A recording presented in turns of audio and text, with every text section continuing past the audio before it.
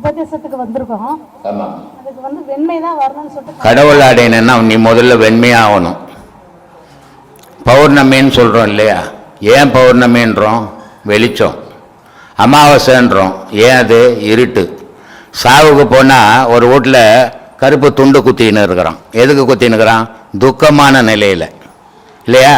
ஒரு கல்யாணத்துக்கு போகிறோம், ஊருப்பட்ட லைட்டு போட்டு போக்கஸ் எல்லாம் போட்டு ஆடம்பரமாக பண்ணுறான். ஏன்? சந்தோஷமான நிகழ்ச்சி. அது மாதிரி இந்த தெய்வ வழிபாட்டில் போகிறவன் முதல்ல மனசை சீர்படுத்தணும். கடவுள் எங்கே இருக்குதுன்னு தேடணும், தேடி அதை தெரிஞ்சுக்கணும், அதில் சந்தோஷமாக இருக்கணும். அதனால் இந்த உபதேசத்துக்கு வெள்ளை ஆடை கட்டினா, இப்போ கோயிலில் போனீங்கன்னா தேங்காய் உடைக்கிறீங்க, சாமி எப்போ தேங்காய் கேட்டுது? இல்லை உடைச்ச தேங்காய் சாமி கொடுத்துருக்குறீங்களா எப்போது? நீங்கள் தானே வீட்டுக்கு எதுவும் பொரியலையும் அவியலையும் போட்டு சாப்பிட்றீங்க. ஆனால் உடைச்ச தேங்காவை உங்கள் பக்கம் வைக்கிறீங்களே. ஏன்? கடவுளை வழிபடும் போது நீங்கள் வெண்மையாக இருக்கணும், மென்மையானவங்களாக இருக்கணும், வெள்ளை இதயம் உள்ளவங்களாக இருக்கணும், இருட்டாக இருக்கக்கூடாது. அப்படின்றதுக்காக வெள்ளை ஆடையை கட்ட சொல்கிறோம். தூய்மைன்றதுக்கு அர்த்தம் அது வெள்ளை ஆடை இல்லை. அவன் என்ன பண்ணான்? நம்ம வீடியோவை திருடி டெய்லி போட்டு அங்கே ஒரு திருச்செந்தூர் முருகன் கோயிலுன்னு கட்டிக்கிறாங்க இலங்கைக்காரர். அதனால டொரண்டோ திருச்செந்தூர் முருகன் கோயில்னு போட்டுன்னுக்குறாங்க. அதையா வந்து கேட்குற? கொள்ளக்கார பசங்களை பற்றி போடலாம், தப்பு இல்லை. ஒருத்தர் பேச நம்பரை பற்றிக்கிறது பெரிய தப்பு. அது சொல்லுங்க. ஐயா வந்து நான் பாண்டிச்சேரியிலேருந்து பேசுனேன். சரிம்மா, உங்ககிட்ட ஒரு கேள்வி கூட சொன்னேன். சொல்லுங்க. ஆனால் வந்து புண்ணியம் பண்ணிட்டு வந்து நல்ல ஜென்மம் எடுத்து நல்லபடியாக இருக்குங்க. சரி. திருப்பி பாவத்தை பண்ணிட்டு மறுபடியும் ஒரு படி கீழே இறங்குறாங்க. ஆசைம்மா, ஆசை. ஆசையால் தான் பாவமே பண்ணுறான். இப்போ ஒரு கோழி இருக்குது, உங்கள் வீட்டில் ஒரு 10 கோழி வளர்க்குறீங்க இல்லையா? அது உங்கள் எதிர் தான் நடமாடுது, நீங்கள் தான் அதை வளர்த்தீங்க, நீங்கள் தான் அதுக்கு உணவு கொடுத்தீங்க. ஆனால் உங்கள் நாக்கு ஆசைக்கோசம் ஆடி மாதம் வந்ததுன்னா அதை பிடிச்சி அறுத்து இருக்கிறீங்க. ஆனால் அது துடிக்குது, ஆனால் அதை பார்த்து ரசிக்கிறீங்க. ஆனால் உங்கள் குழந்தைக்கு கொஞ்சோண்டு கல் இடிச்சுக்குதுன்னா ஓன்னு அழுவுறீங்க. என்ன காரணம்? ஆசை காரணம். துன்பமே ஆசையால் விளையிறது தான், பாவமே ஆசையால் வர்றது தான். சொல்லுமா.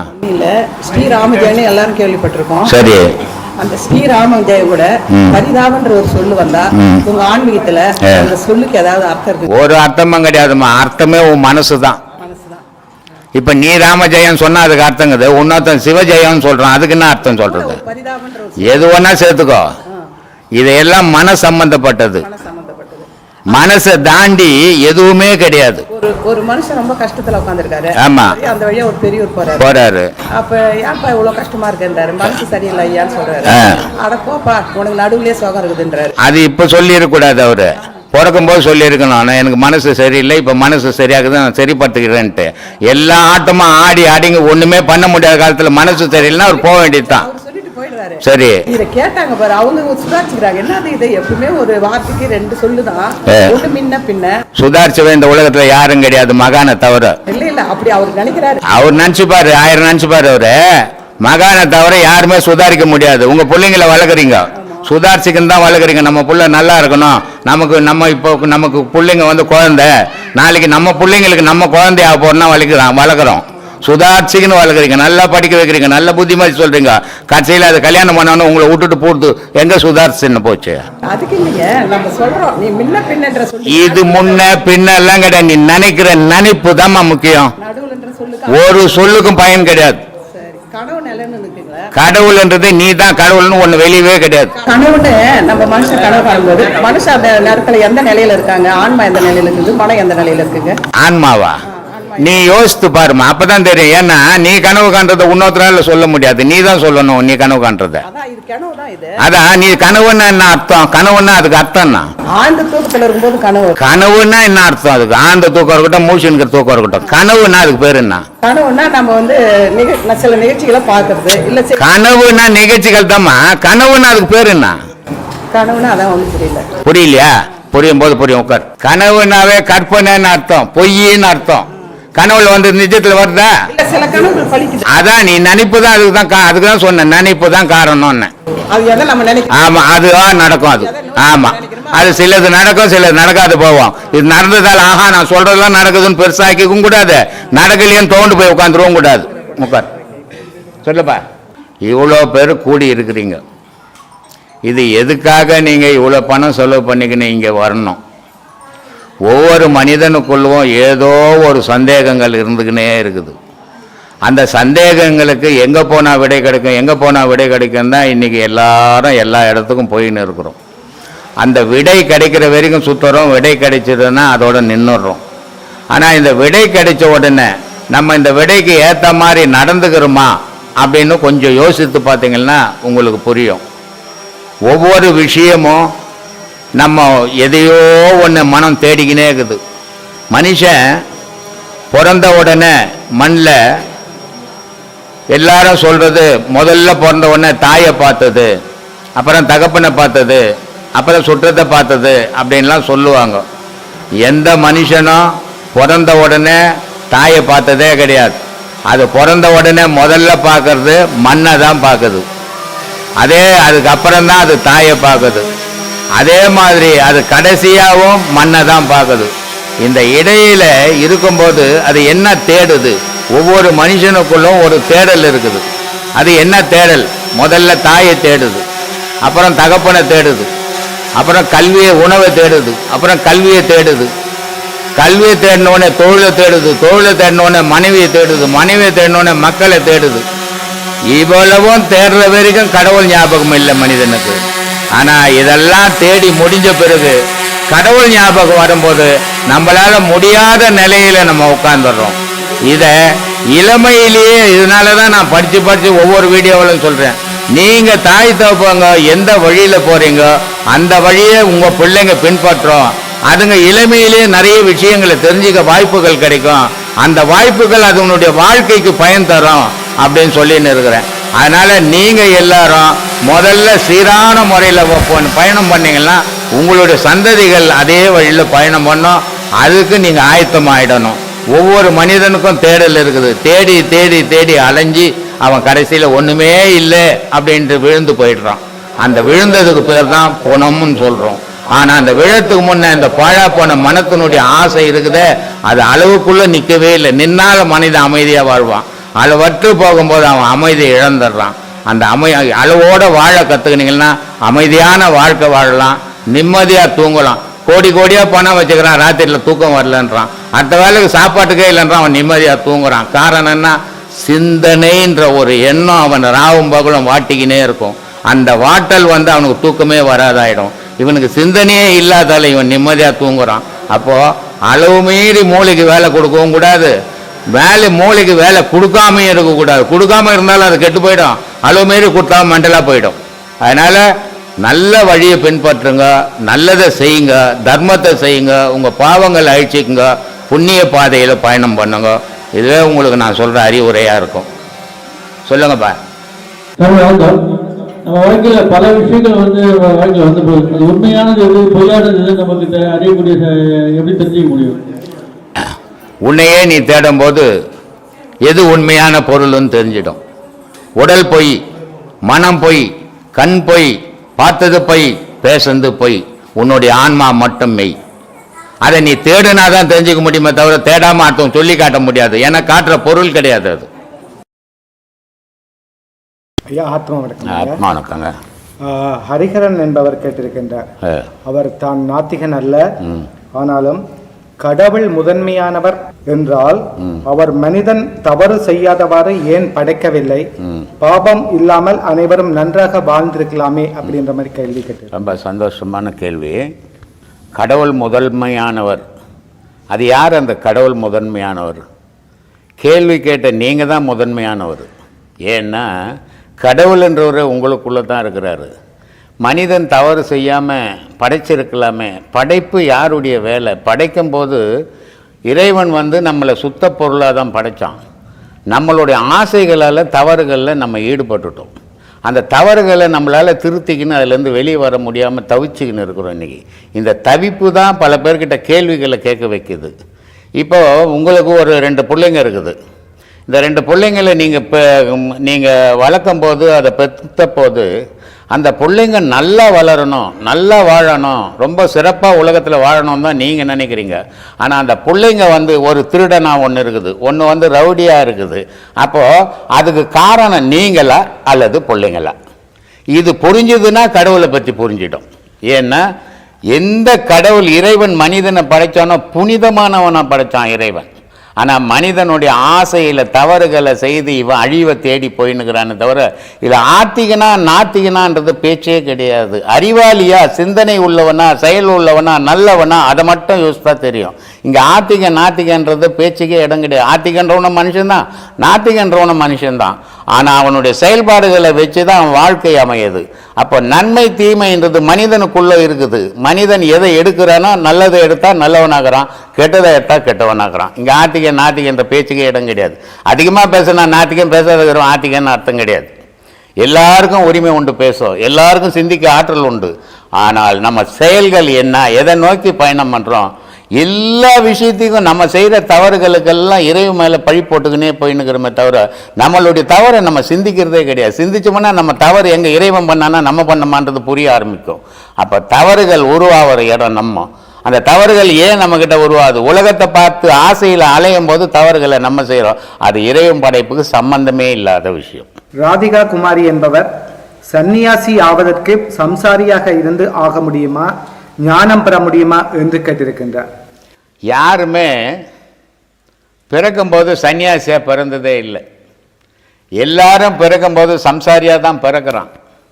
அவனுடைய சந்தர்ப்ப சூழ்நிலைகள், அவனுடைய வாழ்க்கையினுடைய வறுமை, இதையெல்லாம் சேர்த்து தான் ஒரு நாள் சன்னியாசியாக ஆகிறான். இந்த சன்னியாசம்ன்றது அவ்வளோ சாதாரணமான விஷயம் கிடையாது.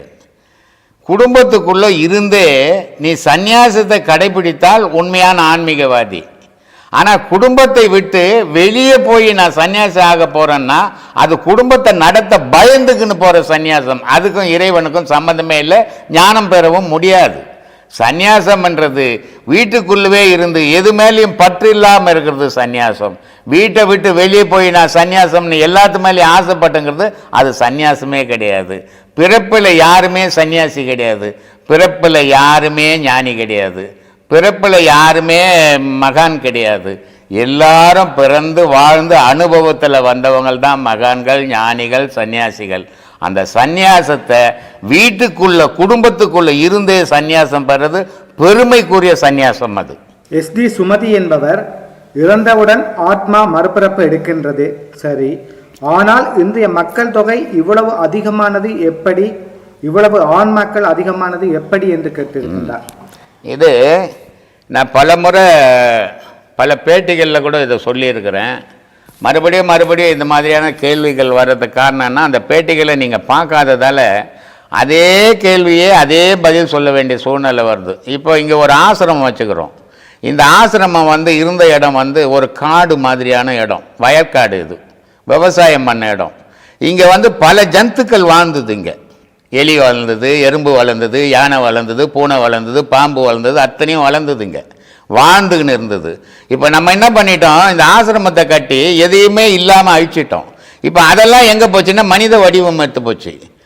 எல்லாரும் சுதந்திரம் வாங்கும்போது 38 கோடி பேர் தான் இந்தியாவில் இருந்தான். இன்றைக்கி 130 கோடி இருக்கிறான்னா எல்லா மிருகங்களும் இப்போ மனிதனாக மாறி போயிட்டான். அந்த மிருகத்தில் இருந்த உடல் தான் மாறிச்சே தவிர குணம் மாறல. மனிதனா உடலை மாற்றிக்கினா குணங்கள் மிருக குணமாகவே இருக்குது. எங்கெங்கெல்லாம் வெளியே எந்தெந்த ஜென்தல் ஆன்மான்றது ஒரு பொருள், அது 84,000 கோடி ஜீவராசிக்கும் அதுதான். அது அழியும் போது அதுக்கு ஒரு உடல் தேவைப்படுது. அந்த உடல் மனித உடல் கிடைச்சிது. அந்த மனித உடல் எடுத்துக்கினா ஆன்மாவாக வாழ்ந்துன்னுக்குது. அதனால இந்த மனித இனம் பெருங்கி போச்சு, மிருக இனம் குறைஞ்சி போச்சு. இவ்வளவுதான் வித்தியாசம். ஐயா, அதே தொடர்ச்சியான ஒரு கேள்வியை இலங்கையிலிருந்து ஒருத்தர் கேட்டிருக்கின்றார். சொல்லலாம். ஆத்மா வணக்கம் குருவே. ஆத்மா வணக்கங்க. கடந்த 2 வருடமாக தியானம் செய்து வருகின்றேன். சரி. எனது புருவ மத்தியில் ஒரு அழுத்தம், அரிப்பு ஏற்படுகின்றன. சரி. இதற்கு என்ன செய்ய வேண்டும் என்று கேட்டிருக்கின்றார்.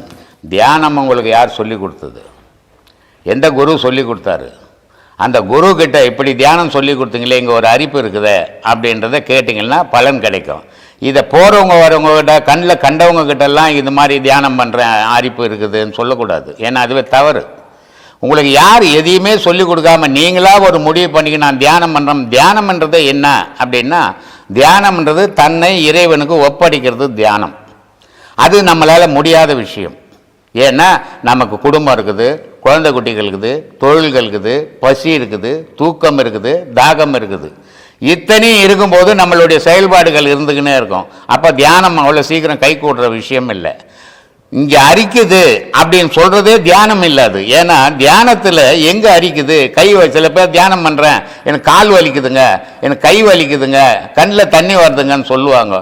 இந்த நினைவுகள் இருக்கிற வரைக்கும் அவன் தியானம் பண்ணலைன்னு அர்த்தம். உடல் மேலே பற்றோடு சுற்றிங்கிறான், எங்கெங்கே வலிக்குது, எங்கெங்கே எதை செய்யுதுன்னு நினைக்கிறான்.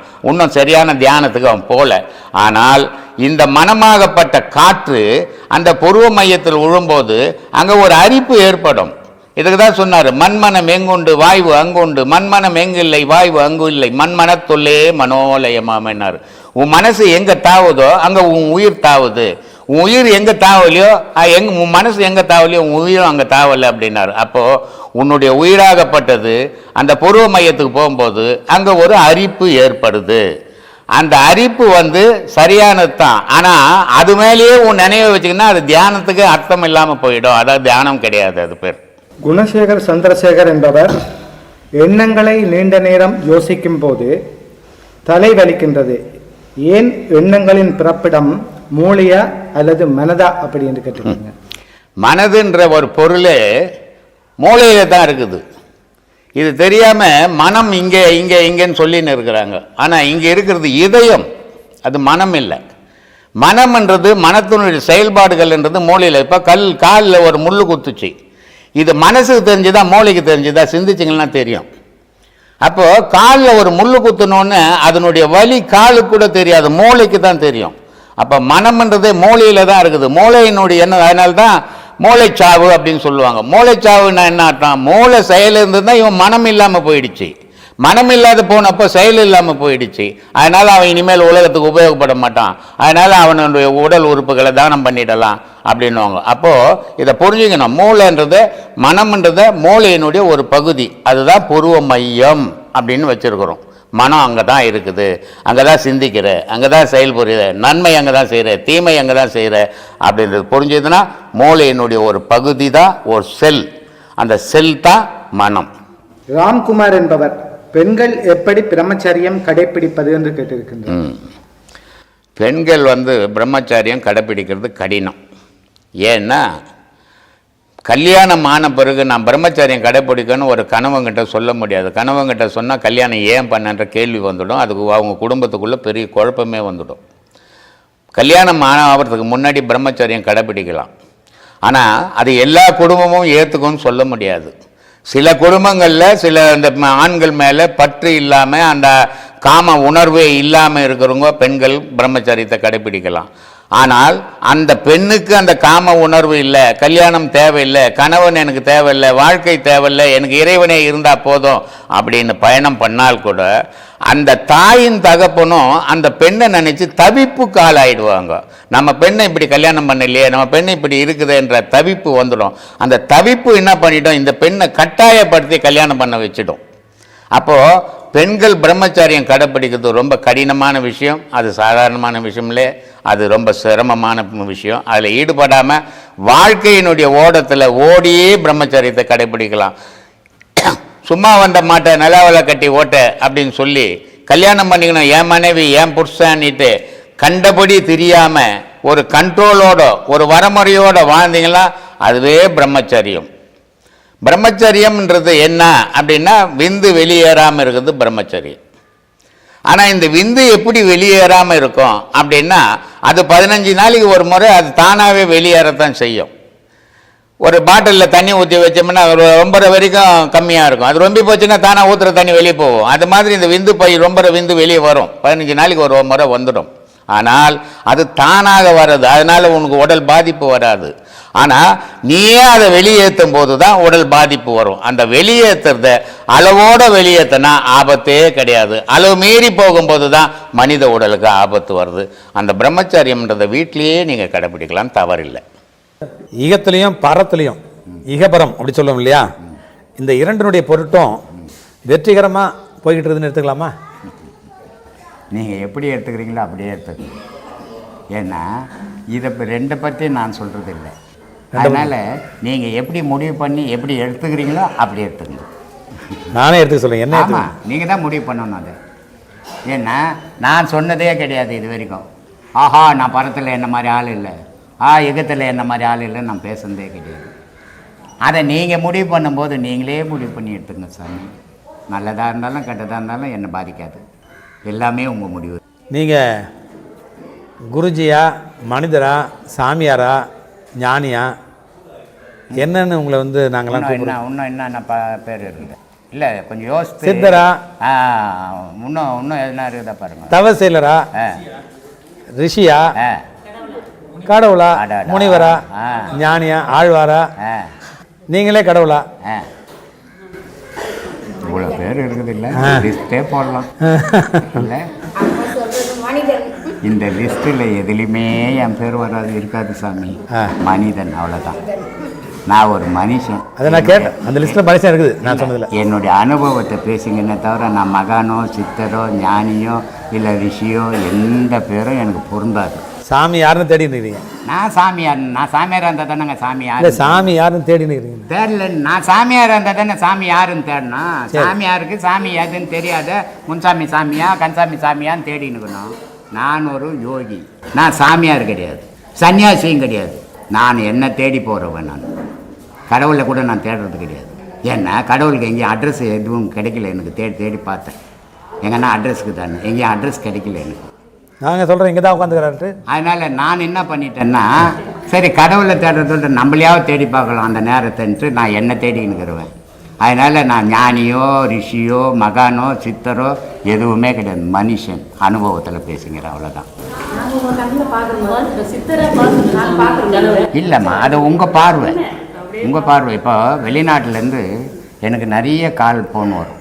சாமி நீங்கள் வந்தீங்க, என் தலையை தொட்டிங்க, எங்களுக்கு ஆசீர்வாதம் பண்ணிங்கன்னு. ஆனால் அதனால் நானே போகிறேன்? நான் போகிறதில்ல. காரணம் அவங்க நினைவு அந்த என்னுடைய உருவத்தை காட்சிப்படுத்துது. நான் போகிறதில்ல. அது மாதிரி நீங்கள் எதுவாக ஒன்றா என்ன நினச்சிங்க, நான் மனுஷன், அவ்வளோதான் எனக்கு தெரிஞ்சது. இப்போ காலில் வந்து கும்பிட்டாக்கா சரி, அவங்க கர்மா நமக்கு ஒட்டிக்குன்னு சொல்கிறாங்களா? அது உண்மையா? கண்டிப்பாக சாமி ஒட்டிக்குமா? நான் சாகும்போது நல்லாவே சாக மாட்டேன் சாமி. மறுபடியும் அதே சொல்லிக்கிறீங்க? ஆமாம் சாமி, உண்மையை சொல்லிங்கிறேன் நான். நீங்கள் எடுத்த எடுக்கலன்னு போங்க. 13 வயசில் வந்த ரமண மகரிஷி வதஞ்சார் கட்சியில் சாகும்போது. 12 வயசில் வந்த ராமகிருஷ்ணர் வதஞ்சார். 10 வயசில் வந்த சாய்பாபா வதஞ்சார். ஏன்னா சீடரை எந்த குரு உருவாக்கலோ சுகமாக போயிடுவான். எவன் ஒருத்தன் உலகத்தில் சீடரை உருவாக்கிறானோ அந்த குரு நரக வேதனைப்பட்டு சாவான். அப்போ ஏன் உருவாக்கணும்? உருவாக்காமல் இருக்கலாம்ல. தன்னை அழிச்சாவது பிறரை உருவாக்கணும். அதான் ஞானியினுடைய வேலை. தான் கெட்டு போனாலும் மற்றவங்க நல்லா இருக்கணும். மெழுகுவத்தி வத்தி உருகி போகுது, ஆனால் ஒளி கொடுக்குதில்ல எல்லாருக்கும். ஆன்மீகவாதி ஞானியினுடைய வேலை அதுவாக தான் இருக்கணும். தனக்கு பாவம் வந்துருமே நினைக்கக்கூடாது. ராமானுஜர் ரொம்ப அழகான ஒரு விஷயத்த சொல்லுவார். அவருடைய குருநாதர்கிட்ட போய் சொர்க்கத்துக்கு வழி சொல்லுங்கன்றார். ஒரு வாட்டி போகிற திட்டி விட்டுறாரு, போட அவனுக்கு வேறு வேலை இல்லைன்னு. திருக்கோட்டியூர் நம்பி. 2வது வாட்டி போகிறாரு, திட்டி விட்டுறாரு. 3வது வாட்டி போகிறாரு, இவன் தொல்லையை தாங்க முடியலன்னு சொல்லி அனுப்புகிறாரு. சொல்லிட்டு என்ன சொல்கிறாரு, இதை யாருக்கிட்டும் சொல்லக்கூடாது, சொன்னீங்கன்னா உன் தலை வச்சிடும்ன்ட்டார். ஆனால் இவர் கேட்டுக்கின்னு வந்துட்டு என்ன பண்ணிட்டாரு, ஸ்ரீபெரும்புதூர் கோபுரத்து மேலே ஏறிக்கினார். ஊர் மக்களே வாங்க, எல்லாருக்கும் சொர்க்கத்துக்கு போகிறதுக்கு வழி சொல்கிறேன்னாரு. கூட போன நண்பன் சொன்னியோ, குரு தலை வச்சிடும்னு சொன்னாரியா, என்னையா எல்லோரும் கூப்பிட்டுனுக்குற நீ அப்படின்னு. பரவாயில்ல, ஏன் ஒருத்தன் தலை தானே வச்சு நரகத்துக்கு போவான், இவ்வளோ பேர் சொர்க்கத்துக்கு போவான் இல்லை அப்படின்னாரு. அது மாதிரி துன்பப்பட்ட நான் ஒருத்தன் தானே துன்பப்படுவேன், இத்தனை பேர் நன்மை அடைவாங்கல்ல, அதுக்காக சொல்லிங்கிறேன் சார். ஸோ அதே மாதிரி அந்த மந்திரத்தை திருமந்திரத்தில் மேலேருந்து எழுதி மற்ற பல லட்சக்கணக்கான மக்கள் வந்து பயன்படணும்னு சொல்லி போட்டாரு. ஆமாம். ஸோ அதே மாதிரி இந்த பௌர்ணமி அன்னைக்கு நீங்கள் இந்த மந்திரத்தை நிறைய பேருக்கு அப்படியே வெற்ற வெளிச்சமாக சொல்லலாமே. எந்த மந்திரத்தை? இப்போ நீங்கள் உபதேசம் தர்றீங்க இல்லையா? ஆமாம். ஏதோ ஒரு மந்திரம் சொல்லுவீங்களே, திருமந்திரம். எந்த மந்திரத்தையும் நான் சொல்ல மந்திரமே சொல்கிறது இல்லை. மந்திரமே கிடையாது என்கிட்ட. மந்திர தந்திரம்லாம் நான் பண்ணுறது இல்லை. மந்திரம் கிடையாது. என்ன பண்ணுறீங்க? அப்படி வந்து உபதேசம் கொடுக்குறீங்க. சும்மா உட்காந்து இந்தியா ஏந்து போனிடுவேன். ஆமாம் சாமி, சாப்பிட்டு போகணும்னு சொல்லுங்க. சொட்டா உபதேசம் போயிடு, பந்த வையுங்க, இதான் பண்ணிங்கிறேன் நான். மந்திரமே இல்லை. மந்திரமாவது தந்திரமாவது. மந்திரம் என்ன பண்ணும்? மந்திரம் படிச்சா என்ன ஆகும்? மனம் திறமடையும். மனம் தானே. யார் மனம்? என் மனம் தானே. அவமானம் தர மாட்டியாது. நான் மந்திரத்தை சொல்லிக்கினே இருந்தேன்னா எந்த பாப்பா மனம் சிரமப்பட்டது. அப்ப மோயாத காலையிலிருந்து சாயந்தரம் வரைக்கும் மந்திரம் சொல்றான். அப்போ வந்து புராணங்களில் இதிகாசங்களில் இவ்வளோ மந்திரங்கள் எழுதினாங்களா, அதெல்லாம் பொய்யா தேவையில்லாதான்? இல்லை, தேவை சாமி. ஐயருங்களுக்கு, நமக்கு இல்லை. ஐயருங்களுக்கு அவன் பிழைக்கணும். ஓ, அதுக்காக எழுதி வச்சு ரொம்ப அழகாக சொல்லுவார் அகஸ்தியர். டேய், வேதத்தை பாடுறா, படிக்காதரா, அது பிழப்புக்கு கட்டி போட்ட நூல்றா அதுன்னு வருது. பிழைப்புக்காக கட்டி போட்ட. ஆமாம், வேதமே தேவையில்லை. அது எதுக்கு சாமி? வேதம்லாம் என்ன பண்ணும்? வேதமெல்லாம் என்ன பண்ணும்? உயிர் தான் சாமி பண்ணும். வேதமெல்லாம் ஒன்றும் பண்ணாது. அப்போ புராண இதிகாசம் எல்லாமே பொய்யா? பொய் இல்லை, மெய் தான். உனக்கு இல்லை, அது அவங்களுக்கு. யாருக்கு? வேத வேசரு கட்டி போட்டார் அவங்களுக்காக. வியாசரே நான் பிராமணன் தானே? ஆமாம், நான் பிராமணர். அப்புறம் அவர் எதுக்கு பிராமணன்? இல்லை, அவர் இருஜாதி. அவர் வேத வேசர் ஒரு ஜாதி இல்லை, இருஜாதி. சரி, பிராமணனுக்கும் மீன்கார் பொம்பளைக்கும் பிறந்து வருவார். சத்தியவதி யாரு? சரி, சத்தியவதி யார் சாமி? ஒரு மீன் விற்கிற. பின்ன அப்புறம் அவங்களுக்கு பிறந்த ஒரு பேர் இவருக்குன்னா, அதனால அது ஒரு ஜாதி அந்த ஏன்னா ஒரு ஒழுங்கான நூலை கட்டியிருக்கோம். இரு ஜாதி அது கண்டபடிமாக கட்டி போட்டுச்சது. அதனால நம்ம மந்திரம் தந்திரம் படிக்கிறதுக்கு. வால்மீகி நல்ல ஞானி சாமி. அவர் எழுந்து ராமாயணம் ராமாயணம் எப்படியாவது இருந்துட்டு போட்டோம். ஆனால் அவர் ஒரு ஞானி. அவர் எழுந்து தப்பா ரைட்டான்னு எனக்கு எதுக்கு ராமாயணம் கதை? ஏன் ராமாயணமே பெரிய ராமாயணம் கதை? அந்த ராமாயணத்தை படிச்சு எந்த காலத்துக்கு முடிக்கிறது? ஒரு உதாரணம், அதை பார்த்து நான் வளரணும், ராவண மாதிரி வாழு, ராவண மாதிரி வாழாதன்னு சொல்றதுக்கு தானே அது? இல்லை, நான் நினைக்கிறேன் ராவண மாதிரி வாழணும்னு நினைக்கிறவன் நான். அப்போ எந்த சீதையை நீங்கள் சிறப்பிடிச்சிங்க? ஐயோ, வசந்தான்ற சீதையை கடைபிடிச்ச சாமி. அது உங்கள் மனைவியாக இருக்கும்னு நினைக்கிறேன் நான். அதுதான் பின்ன. ஏன்னா ராவண மாதிரி நல்லவனே கிடையாது சாமி. ஆமாம், இப்போ இலங்கையிலாம் ராவணன் அப்படின்வாங்க, ராவணச்சி அப்படின்வாங்க, ராவணச்சி அப்படின்னு தைரியமாக சொல்லுவாங்க, பெருமையாக சொல்லுவாங்க. இலங்கையில் இருந்தவங்க மட்டும் இல்லை சாமி, இன்றைக்கும் இலங்கையில் பிறக்கிற பிள்ளைங்கள்லாம் வீரம் வந்து தமிழ்நாட்டில் பிறக்கிறவங்களுக்கு இருக்குதா பாரு? இருக்காது. ஏன்னா அந்த மண்ணுனுடைய வளமே அப்படி. வீரபாண்டிய கட்டபொம்மை வேட்டைக்கு போனான் நாய் எடுத்துக்கணும், பாஞ்சாலங்குறிச்சி என்ற காடில். அங்கே என்ன பண்ணிடுச்சு, குறிப்பிட்ட தூரம் வரைக்கும் ஒரு மொசூல நாய் தொத்திக்கின்னு ஓடுது. குறிப்பிட்ட தூரம் போன உடனே மொசூல் நாயை தொட்டுது. ஆமாம், நாய் பயந்து ஓடியாடுது. கட்டபொம்மை பார்க்குறோம், என்னடா மண் இது, இவ்வளோ வீரமான மண் ஆகுதுன்னு. பாஞ்சாலங்குறிச்சியில் கட்டுறா கோட்டையாடணும். அதனால் அந்த பாஞ்சாலங்குறிச்சியில் பிறந்தவெல்லாம் வீரனாக இருந்தான். அந்த மண்ணுனுடைய வளம் அது. அது மாதிரி இலங்கை மண்ணுனுடைய வளம். இலங்கை தமிழர் உலகம் ஃபுல்லாக இல்லாத நாடே கிடையாது. ஆனால் அவங்களுக்குன்னு ஒரு நாடு கிடையாது. அவ்வளோ வீரம் மிக்க பொம்பளை. ஒரு பொம்பளை, இலங்கை பொம்பளை தான் என்கிட்ட உபதேசம் வாங்குச்சு. இங்கிலாண்டில் இருக்குது வதனின்னு சொல்லிட்டு. 2 மாதம் இங்கே போரூரில் ஒரு வீடு அவங்க சொந்தக்காரர் வீடு ஒன்று இருக்குது. இங்கே உபதேசம் வாங்கி அந்த வீடு சாவி வாங்கின்னு வந்து 2 மாதம் தனிமையில் மௌனத்தில் இருந்தது. நம்ம ஆளுங்க வீட்டில் போயிடுற மௌனத்தில் ஒரு 2 மணி நேரம் அது என்னங்க பொண்டாட்டி வந்து கற்றுட்டுதுங்கன்றான். அந்த வைராக்கியம் வராது. இப்போ நான் உடம்பு சரியில்லை, ஹாஸ்பிட்டலில் இருந்தேன். அந்த பொம்பளை தினிக்கும் அந்த பொம்பளைக்கு கணவர் இருக்கிறாரு, பையங்கிறான், பொண்ணு இருக்குது. இதெல்லாம் விட்டுட்டு அங்கேருந்து ஒரு 50 மைலுக்கு அண்ணாண்ட தனியாக ஒரு ஊடகத்துன்னு 10 நாள் மௌனத்தில் இருந்துக்குது. இந்த மௌனத்தில் நான் உடம்பு சரியில்லாததுக்கு தெரிஞ்சிருக்குது. மௌனம் அப்படிங்கிறது தேவையா? மௌனம் இல்லைன்னா ஞானம் இல்லை. மௌனம்னு ஒன்று இல்லைன்னா ஞானம்னே ஒன்று கிடையாது. மௌனம் பல புத்தகங்களுக்கு சமம், மௌனம் பல மந்திரங்களுக்கு சமம்னு சொல்லுவாங்க. ஆமாம், மௌனம் அனுஷ்டிக்கிறது நல்லதா? ஞானத்தில் போகிறோம், கண்டிப்பாக அதை கைப்பிடிக்கணும். அஞ்ஞானிக்கு அது தேவையில்லை. மௌனம்ன்றது வாய் மூடிக்கணும். இன்றைக்கெல்லாம் நான் தண்ணி கூட குடிக்கலைங்க, மௌனமாக இருந்தேன்னு அந்த மௌனம் இல்லை. இது வேறு மௌனம். வாயில் மூக்கில் ரத்தம் கூட வந்துடும். இது வேறு மௌனம். இந்த மௌனத்தை கடைப்பிடிக்கணும் ரொம்ப கஷ்டம். அது வாய் மூடிக்கணும், எழுதி கொடுத்து கடைக்கு போகிறது இல்லை. இது அந்த மௌனம் இல்லை. இது எண்ணமே இருக்கக்கூடாதுன்றீங்க. எல்லாம் அழிஞ்சிடணும் அங்கே, அதான் மௌனம். நினைவு அழியணும், எண்ணம் அழியணும். அப்படிப்பட்ட மௌனத்தை கடைப்பிடிக்கணும்னா ரொம்ப கடினம். அது சூடேறி மூக்கில் வாயில் கூட ரத்தம் வந்துடும். வாயெல்லாம் அந்த உதடெல்லாம் வெந்து போடும். குடும்பத்தில் அன்பு வளரணும்னா என்ன பண்ணணும்? ஒத்து இருக்கணும். கணவன் மனைவிக்கு ஒத்து இருக்கணும், மனைவி கணவனுக்கு ஒத்து இருக்கணும். ஏறு மாதிரி இருந்தால் அன்பு வளர்றதா அகங்காரம் தான் வளரும்.